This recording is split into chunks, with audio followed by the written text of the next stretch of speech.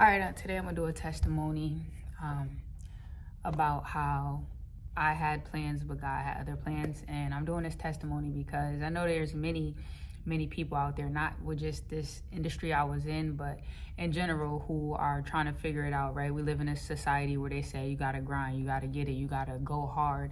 And I want to help you to release that idea. And the way that I got this was I was sitting here. I sent the email to someone who emailed me about grinding, and I responded back with walking. And that's what I'm going to start this message with.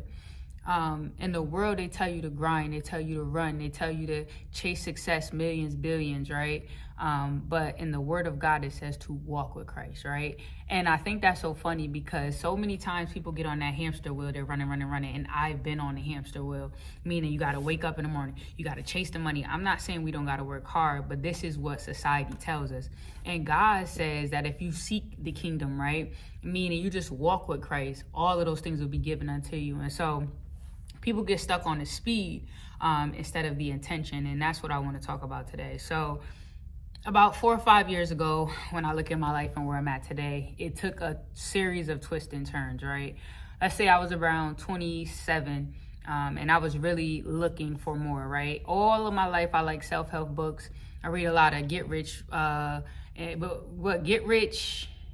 Napoleon Hills, right? I read a lot of those different books, the Robert Kiyosaki, all of those different things, Rich Dad, Poor Dad. There we go, y'all. Forgive me. But all of these different books, Think Rich, Grow Rich, there we go. And so many other books that I can't even remember. And really just trying to find my way, trying to find my success, right? And so I already knew God put a gift in me. I knew that he gave me the gift of being able to communicate with people, to connect with people with my authenticity, with my story. And I knew in my heart that I want to push the people of my life to be greater, better, right? But I didn't know how to use that gift. And so the gifts that God gave me, I thought, let's put it to the money world, right? Let's go ahead and see how I can make some $1 million off of it. And that's what I did. And so I started reading these books, and I came across the financial literacy kind of world, right? And so the thing that was sold was life insurance, which is the richest or the most wealthiest job that you can get. So I started in the industry, right? I started with PHP and eventually Globe Life, and I can't remember the other one, but comment it below if you know. And I started going into these different companies. I started with PHP, I went to Globe Life, and then I followed God's plan. But what I'm trying to say is I went into these places and I brought my gift. First one, I PHP, people helping people. I'm thinking, I like to help people. This is the perfect place for me. And I found myself on a hamster wheel, buying all the products, going to all of these different events that they have, going to these trainings. They even had a joke where they say the training after the training. So I would go to a training maybe from 2 or 3 days a week, like literally all week long. I'm in these meetings. I'm isolated from the people that I have other connections with outside of my workplace, and I'm just isolated in this incubator with people who say they think alike. I'm losing relationships because they're telling me post on social media about life insurance. So you probably see this if you follow somebody. Oh, how do you have Jordans but you don't have life insurance? Really just focusing my whole life around money, selling products, all of these different things, right? And then, and the whole time I was there would be this thing that I felt uneasy about, right? They would be like, call the people, get these policies, da, da, da, da, da. And I would tell them, like, I don't operate that way. And it reminded me of different things that I've done in my life, where it's like, when you go into a culture where everybody thinks alike, like basically what they do is break you into how they think, or they kick you out, right? And so I felt like I was constantly being molded, right? They're like, oh, you need to do it this way, do it that way, do it this way, to the point where one of the leadership, she didn't even really care for me. I felt like my personality. But I think now looking back was that I understood that at that point I had a strong relationship with God, and then I was also chasing money. And this is where it comes in, where it's like eventually I learned, like, either you're going to chase money or you're going to chase Christ, but you can't run in two separate ways together. And so that's really where I had to understand that. And now when I say that, what I mean is I would notice something about myself. When I was on the road to riches, when I was following riches, I would be so consumed to these books, these contents, these everything, that my spiritual life will fall off. My spiritual sensitivity will go down. But then when I was on my spiritual walk and I was just in my Bible and letting God talk to me and spending time with him, the money part will fall off, right? And for a long time, I looked at it like, why is it one or the other? But even as I'm making this video, it's because you either chasing Christ or you chasing money, you know? But the thing about it is that it says, seek the kingdom and all will be added to you. But people just chase that all we added on to them and we lose the kingdom. And that's what was happening in my life. So about last year, actually, because today's December 1st, so a little over a year now, like a year and 2 weeks, on November 15th, I had it up to here.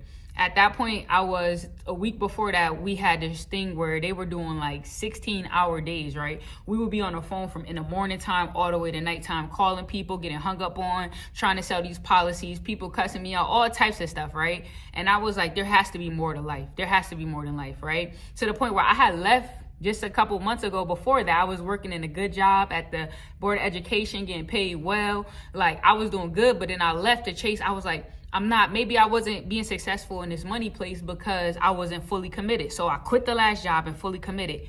And then that's when we went hard and we were literally working all these hours every single day for like a week or two straight.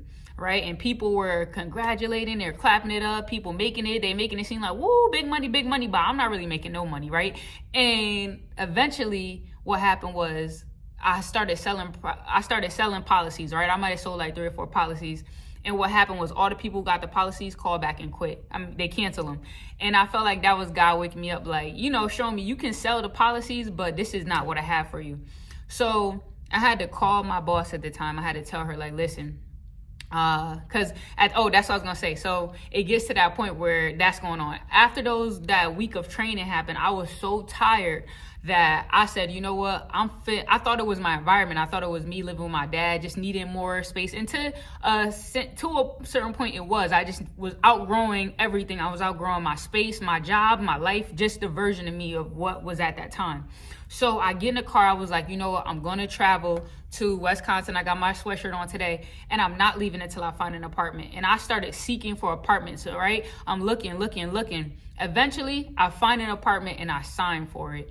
And I'm thinking, because I told the lady who I was working under, like, I'm going to take about a week or 2 off just to get acclimated from this state to another state, set up my space so I can start doing it again. Next thing you know, he tells me, call her and quit. So now I'm in a new state, new apartment, no job, and I'm about to quit the one I have. So I call and I quit this job.